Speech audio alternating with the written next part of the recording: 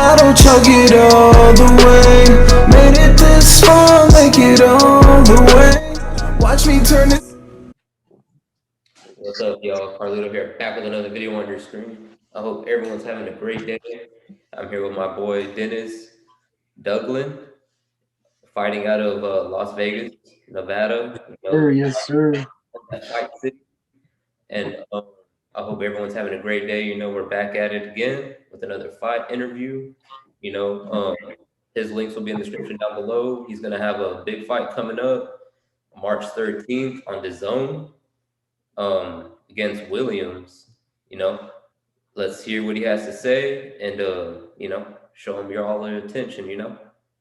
Yeah, what's going on? But first, I want to say thank you for the platform, bro. I appreciate it. And I hope everybody tunes in the Zone. Buy it. I think it's $9.99. I think a month. But it's dope, man. Like, we're about to put on the show. I'm about to put on the show, man. I always said for a while, man, my mom's like one of the best trainers in the world. One of the best I worked with. I worked with, not like anybody. I worked with Mayweather Senior, Jose Benavidez Senior, and the list goes on. And they're all great, but I feel like my mom is just as good as not, if not better than a lot of people. But she's never gotten the credit she deserves because I wasn't living right. You feel me? I was out here in the streets doing a bunch of stupid stuff, and that matters. In boxing, you can't cheat boxing because in the ring it shows. You know what I mean? So when I don't do as well as I should have done, everybody blames her. Like, oh, you need to get a real trainer. You need to get It's never been the trainer. It's been me. You feel me? So like, I got my life together now. I'm a different person. So I'm about to put on, but I'm putting on for her. You feel me? Like, I'm about to show the world that a female, a black female, is one of the best things in the world, bro. We about to make history. Well, we making history already, but the history gonna continue, bro. Hell yeah. So if I get asked, man, how did you get the nickname Mama's Boy? What I say, so she's my trainer. I started boxing when I was 8. I wasn't training with her. I was training with another guy. He kicked me out of his gym because he said I was too lazy. So I went to start training with my uncle. And my mom was just in there. She was boxing a little bit too. She wasn't a boxer. She like started when I started. So she ain't know nothing about boxing either. But she used to always be there watching me box. I mean, I started getting better. She started watching more and like listening to coaches. And then on one day, we was watching Roy Jones versus David Telesco. And Roy Jones, I was radio with me, this music CEO. He came out to Meth Man and Red Man and with the tuxedo shorts on. It was just a dope event that he did. Like a dope little come on. And I was like, dang, I want to do this. Like, I want to be a pro boxer. She was like, you sure? I'm like, yeah. She's like, all right, well, let's get it then. And then she just started really paying more attention, making me run. When I get home, make sure I run, make sure I do little sit-ups, push and stuff. And like, oh, my fault. My fault. Making me do little things. And then it changed into like, I'll come back home and she'll be like, yo, your jab was bad today. I want you to throw 1,000 jabs. But then it's just slowly turned into turn your hips more. She started coaching me at home. Like I still go to gym with my uncle. When I get home, she be coaching me. Then when I'm sparring, she started yell stuff out when I'm sparring and the stuff she yelling out makes sense. Then so we just had that kind of relationship. When I moved to Jersey when I was 16, I didn't have a coach. So we were looking for a coach. But then I was just like, Mom, why don't you just train me until you find a coach? So she started training me and that's it. You know what I mean? Like she went full time with it. So it's kind of cool, man. Our story, her being a Brooklyn native, me being from Brooklyn, I was being from nothing, bro. Like I'm really that story from nothing to something, bro. It feels good. Hell yeah. And you seem like you're still going strong. Been in the game a minute now. And this is how you started, man. That's a dream, bro, for real. It's only a certain people can really say that, bro, for real. That could Yeah, that man. Yeah, like I said, just coming to finding something that I love. You feel me? Like I'm not. We didn't have when I was little, when I was younger. We lived in Brooklyn. We didn't have like big money, but we was still good though. I was still good. So I really was boxing for the love of it. Then my parents, when I got 16, we moved to Jersey. My parents made some good investments, some smart investments, and made some big money. So we were super good. You feel me? But I still kept boxing. You feel me? Like there's always been a passion thing. Like people watch my page, see how hard I train. I train hard for the love, bro. I'm not proving nothing to anybody. I'm just having fun. This is what I like doing. You know, like some people like partying, drinking, having sex, whatever. I'm not knocking nobody for whatever they like to do. But just for me personally, I love the gym, bro. I love boxing. You feel me? Like I want to be involved in boxing all around, bro. I'm trying to be a promoter, a manager, a fighter, a commentator. You know, I just love the craft. I love the sport. So I'm blessed to find my passion and have people around me that help me. You feel me? It's a dope feeling. For sure. I can only imagine, man. So when you were growing up, who was your favorite fighter? Growing up, my favorite fighter was Pernell Whitaker, man. Rest in peace. And then as I got a little older, it was Pernell Whitaker and Marvin Hagler. I like Marvin Hagler's like tenacity. I like Pernell Whitaker's movement and all that stuff, hand speed, eyes. I love Marvin Hagler's like discipline and his grit. I mean, and then as I move even further on, one of my favorite fighters was Emmanuel Augustus, which a lot of people don't know him because he wasn't no champion. He has a bunch of losses. He fought Floyd. He fought a bunch of fighters he lost, but I just love his he's one of the people like me. Like he did it for the love, bro. He didn't really. If he ever took boxing serious, he would have been a champion. But he was playing around, dancing, still beating people up, and I just like that. You could tell that he was doing it for the love. You know? So like that's the kind of one person I patted myself after. Just not with the record. I'm not. I'm gonna be a champion, but I like that he didn't care Mhm. because I don't care, bro. Like I mean, I care about boxing, but I don't care about the record. I don't care about. I just want to fight the best to prove I'm the best. You know, like I don't care about coming up short. I just feel you feel me like I'm doing this. It's bigger than the records to me. It's bigger than a belt. It's about letting people feel confident in what they want to do. You feel me? Like feeling confident enough to go after their dreams, even if they fail, to get back up, keep going. You feel me? Because I have 7 losses. You feel me? 7 losses. Most average fighters are done for. You feel me? Like there's no more career for you. 7 losses. But I have 7 losses. And I'm sparring Floyd. You feel me? Like Floyd, that's my guy. Like Floyd, me and Floyd, like that's my big bro. Then but Devin Haney has a fight, and he has his camp, and the camp is closed to everybody else. But I'm there chilling. You feel me? Nobody else can record. I'm there recording. Like I'm changing boxing, bro. You feel me? Like because like I'm letting people know like this is not about a record. You feel me? Like mistakes happen. You fall down, you get up. And then once people see like what I'm about to do in boxing now, they'll be more willing to take chances because people are so busy protecting their they won't fight anybody. You feel me? Like they want to stay 25-0, 26-0. I don't care. You feel me? Like I want to fight. If you good, like this fight I'm fighting next week. I found out about it last week. The average fighter isn't taking a fight like this, an undefeated guy in his hometown, um, in a week. They're not doing it.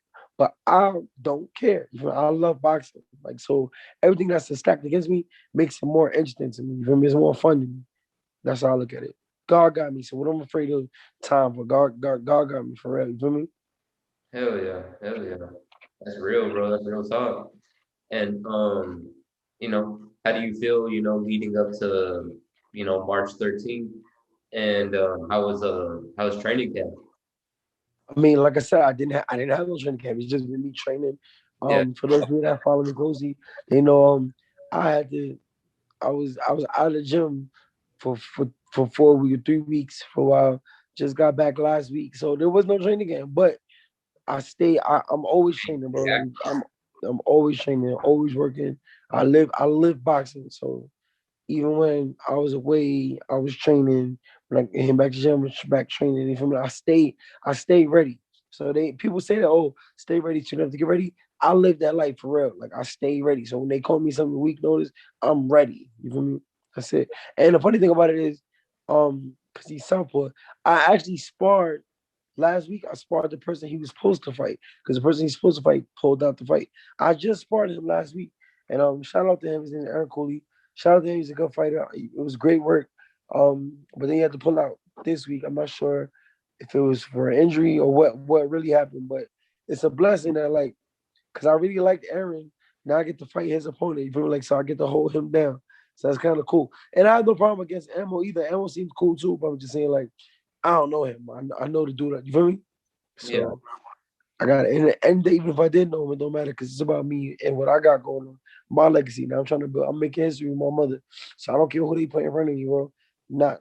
It's different.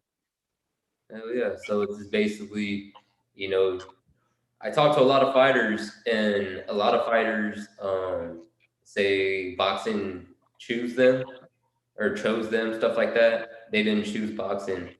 What would you take from that? Do you feel the same way, or do you feel like it was just Nope. I feel like I chose boxing. You feel me? Like because there's so many different things. I went to high school for performing arts, and I'm a handsome dude, bro. I could be an actor. You feel me? Like I could do a lot of things. I have a nice body. I can do a lot of things. On top of that, I'm very intelligent. So just with my gym and being a trainer, I could do that. There's a couple of different avenues. I think I'm a very talented young man. So I could have done anything, but I chose boxing. You feel me? Like I want to box. So boxing didn't choose me. I made a conscious decision to choose something, and my passion is what drives me. So some people do it for the love, some people do it for the money.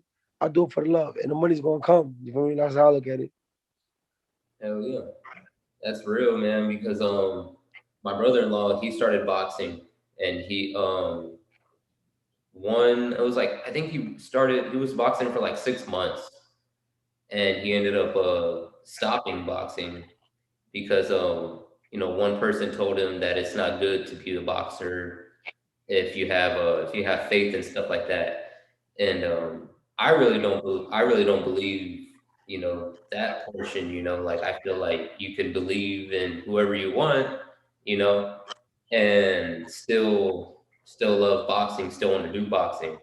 That's I really don't get that portion though. But I know there's a lot of people out there that are really high faith and everything like that. But I wish there was a reason, another reason why why he didn't box Yeah, because that's because of the stigma that you put around boxing. Like it's for warriors and it's not a sport. You can't play boxing, and they try to make it like some deadly thing. Boxing is a sport, bro. The same way people play basketball, you can play boxing. Yes, you have to take it serious because your life is on the line, of course. So you have to take it serious, make sure you get able to defend yourself. But it's a sport, bro. Like I have faith. I'm very into my God. And mm, I talk about, if you look at my Instagram, I talk about it heavy. I'm always, every comment I make is praying hands at the end of the comment and all that, like, because I'm very into God, but that has nothing to do with my sport. You know, like he he gives me the strength to do this. You know what I mean? Like I call myself God's warrior. He gives me the strength to do this. So like to say that you're not doing it because of that, then you don't really understand the sport. That means you have the wrong mentality when you go in there. I don't go in the ring looking to hurt somebody. I go in the ring um to do my sport. And I mean, it's part of my sport is I don't wish anything negative for anybody. Like if you get hurt, stop, bro. Like I'm not trying to kill nobody. I don't want to. I want you to after this competition. I want you to go home, see your family, be happy, all that. I'm feeling like, but for these 35 minutes, listen to me in this ring, you gonna get your ass beat. You know what I mean? Like yeah. respectfully. But then after that, we go out to eat together. All there's no beef or nothing because like I think that negative connotation where it's like some war shit or war stuff is not. It's not wrong, but it's just not how I look at it. For me, Yeah, it's not how. Yeah, that's why I'm saying though. I tried to tell him, and he seemed really motivated. He changed his whole garage into his like gym, and he put like the the bags on the walls. He put the speed bag. He put everything, and he bought all this stuff, and he dedicated himself to it. And I was just like, damn, like, if that can change in an instant, how are these big fighters and then the fighters that are coming from the amateurs, how do they they seem like they're really carrying a certain skill, and a lot of fighters that don't ever get a chance to ever come into the ring, ever get a shot, like that just I don't know, I feel like it's just taking it away from them. He had all the good resources here in San Antonio. He was point the right directions, and then this one guy just said, "No, like you shouldn't be doing that." I'm like, wow, bro. well, I mean, listen, I don't want to tell anybody how to live their life personally, but I just feel like that's not how I feel. I feel like again, um, like you said, you look at the Angel Michael. They call him God's warrior, one of God's warriors. You look at David and Goliath. David fought for God. So bro, like there's been all through the Bible people that are warriors for God. So like now this day and age, I'm a warrior for him. You feel me? Like that's how I look at it. You feel me? Like so there's nothing negative about it at all. You feel me? Like I'm gonna win this fight, God willing. And then shout out to Austin for taking the fight with me. Because a lot of people are saying it's a little bit too early for him. Shout out to him for being courageous enough and his belief, because he seems like he's very into God as well. For his belief and to take the chance like that, because that's what it's about. It's not about what everybody else says. It's about you and your personal relationship with that. So I don't want to end up preaching on here or nothing like that. But like I said, like Good, bro. I don't think that at all. So you should definitely tell your brother if you to get back and don't be listening to the wrong person, man. Like you feel me? Like talk to him. You feel me? Yeah, that's exactly what I just wanted to bring it up because it's been on my mind, and I kind of felt like I could talk to you about that, get that off my chest for him because like, just seeing your personality, seeing how you work, I feel like I really needed to get a chance to talk to you, and that's just I'm glad we got to reach out, man. Glad you connected with me, bro. For real. it's really dope, bro. And so basically, how does it feel, being able to train, with I know you're good friends with David Haney from what I Um, on well, so we're not good friends. We're cool. You know, like I don't really have too many friends in boxing. It's more of like business relationships. But David Devin is super cool. He's good kid. Shout out to Devin. It's great though. I'm around a lot of top quality, bro. Like between Devin Haney, I grew up with Shakur Stevenson. Grew up with me, bro. Like you feel me? Like I knew Shakur Stevenson since he was 8 years old. Like since he was like running around on amateur fights, talking to everybody girlfriends, getting on everybody nerves. Like little boy guy. Like I know Shakur from that little, so to watch Shakur like turn into the young man that he is now is dope to me, bro. Like, you feel me? Like I knew Devin when he was like 16 when his dad used to own a gym out here. So like, I knew all these young guys now that coming up and becoming world champions and seeing like their progress is amazing to me. So I love it. Then I got OGs around too. Like again, I'm around Floyd all the time. And that's a huge inspiration. You know? Like as much as people say I inspire them, he inspires me. You feel me? Like just his story and how he moves. Because people don't really know how him as a person. They know Instagram and him on in press conferences and selling fights. But him as a person is a totally different person. So like being blessed with the ability like to have him around me and pick up the jewels that he drops every time he talks. It's dope, man. So like I love the Vegas boxing scene, bro. Come around, world champions around, retired fighters around, up and coming fighters. You know what I'm saying? Like for a while I was training with David Benavidez. That was crazy in itself for me, even though we had just fought. Because again, we're not a-holes, we're not assholes. We can fight and still be cool. So we fought. It was a good fight. I came a little short because I wasn't in shape for that fight. But his dad felt like I was like his toughest fight. So they wanted to keep sparring. They wanted him to spar me. So they brought me into the camp. So we ended up training with each other. So for a while, you feel me? So that was amazing. I learned a lot from the Benavides. So like boxing is not a lonely sport like everybody trying to make it seem. Like it's not no lonely sport. It's lonely if you make it lonely, but it's Mhm. not lonely for me, man. I mean, a lot of people again, nobody's my friend, but I have good acquaintances, good associates through boxing. David being one, Devin being one, Floyd being one. You feel me? hell yeah. So so from your fights to leading up to like right now, how do you feel? What was your best fight that you took more you learned more from, or do you learn more from everything? I learned a lot from every fight, bro. But I'll say the fight that I learned the most from would probably be Mike Guy, which is the fight that I lost, and it's a fight that this guy, in my opinion, and I no respect to him, but I don't think he's good. And I know I'm good, and I kind of like didn't take the fight serious because of how good he wasn't, in my opinion. Didn't take it serious. Didn't really diet. Then I had to starve to make weight last minute, so I starved and killed myself. Like I lost like 16 pounds the last 8 hours. So like then I got in the ring and I didn't feel good and I learned a lot in that fight because I learned one, don't sleep on anybody. Take every fight as if it's a world champion fight. And then for two, you can't that's where you can't play boxing. When you getting ready for a fight, you gotta do everything right as far as that. You gotta eat the right amount, you gotta sleep the right, you gotta drink enough water, you gotta really take your craft serious. So I learned that a lot. As far as my skill, like I said, I pick up stuff every fight. So that's about the same. But the aha moment came when I fought that guy, somebody that I know if I was to fight him 100 times, bro, I would win 99 times. But I lost that one time because of me.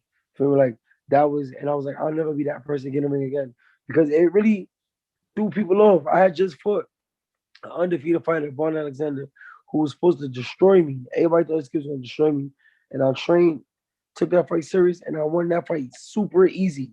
And then now I fight a guy that gave me to win a quick fight, and that's the fight I lose because I wasn't disciplined. So that taught me a lot to never step in the ring unprepared, no matter who it is, no matter what you think. I'm saying go in the ring like you about to fight Canelo.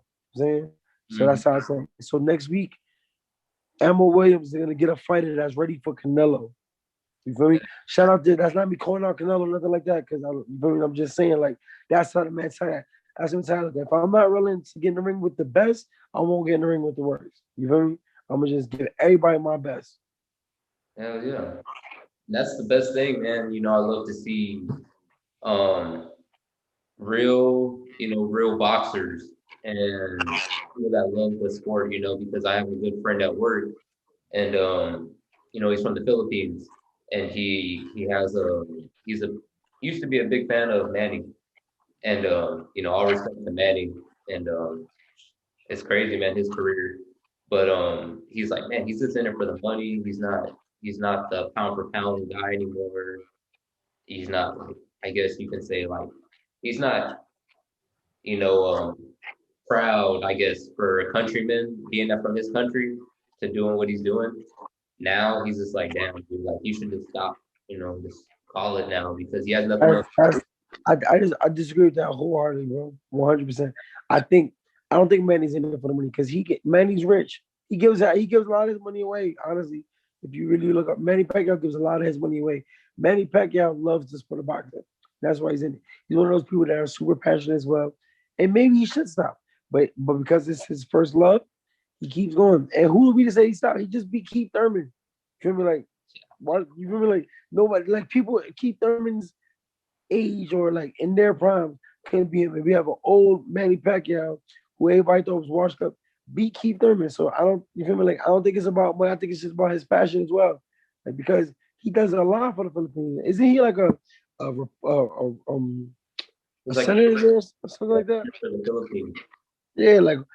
So I think before anybody talks negative about Manny, they should definitely do research on that because he's big into his country, and he even said like his last fight, he wants to retire. He wants to fight in the Philippines because he wants to bring that audience to his country. Like that's an amazing thing to do for a country that's not big. Like they don't have a big boxing history like Mexico or something like that. But like he's bringing it there. So shout out to me. I'm a big Manny Pacquiao fan, bro. No, like that's one guy that I've never gone for him in the ring. I've always been I went for Mayweather, then I went for Thurman because Thurman was Florida. I'm from Florida, so I was just like, Thurman. Actually, he has to win this fight to be able to move forward and basically take over his division. But it just didn't really work out the way he wanted it. Now, where's Thurman at now? Like kind of. That's real. If there's anything else you want to add, for where my subscribers could see the fight, DAZN, stuff like that, or anything else. Yeah, make sure you guys get the app, DAZN, check the app out. I was on the Chocolatito undercard, which is a dope undercard in Texas, which I think is gonna it's gonna be audience, which is kind of dope as well. So download DAZN if you don't have it. Follow me on Instagram at mamasboy_Dennis. Follow me on add me on Facebook, Denis Douglin. Follow me on Twitter, the Mama's Boy. And stay tuned, man. Like I said, we make history, and history it's gonna start Friday. I mean, I'm not gonna make history on Friday, but it's gonna start Friday. Like eyes are gonna be open on Friday when they're gonna say, wow, this kid's really the real deal.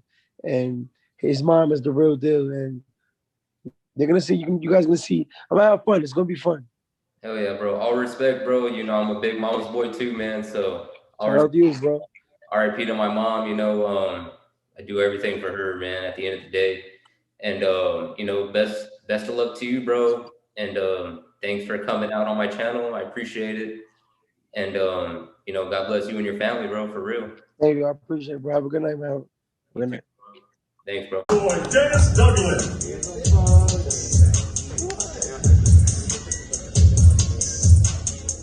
161.6 pounds for Denis Douglin. All the way, are we going out tonight? All the way, I'ma chug the bottle, chug it all the way.